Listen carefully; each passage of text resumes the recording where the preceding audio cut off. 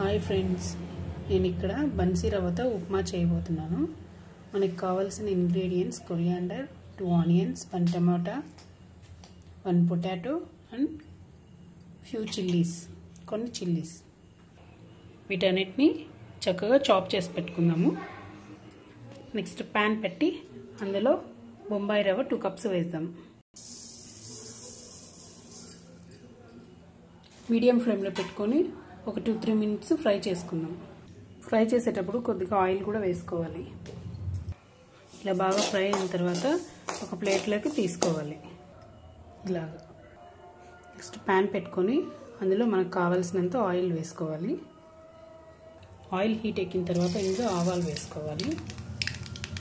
అలాగే మినపప్పు, పచ్చిశనగపప్పు కూడా కొద్దిగా వేసుకోవాలి. ఇది కాస్త ఫ్రై అయిద్దాం. ఇలా ఫ్రై అయిన తర్వాత ఇందులో చిల్లీస్ వేసుకోవాలి. నెక్స్ట్ ఆనియన్స్, పొటాటో వేసుకోవాలి. ఇందులో కొద్దిగా సాల్ట్ కూడా వేసుకోవాలి.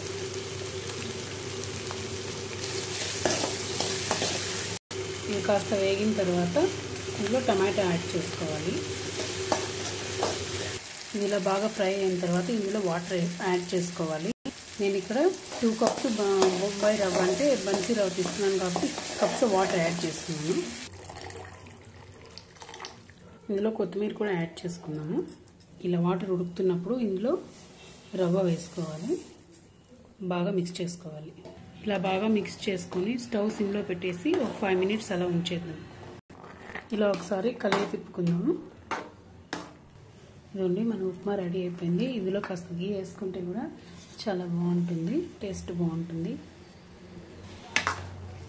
ఉప్మాని పల్లీ చట్నీతో పాటు సర్వ్ చేసుకుంటే టేస్ట్ చాలా బాగుంటుంది. Please like, share and subscribe my channel.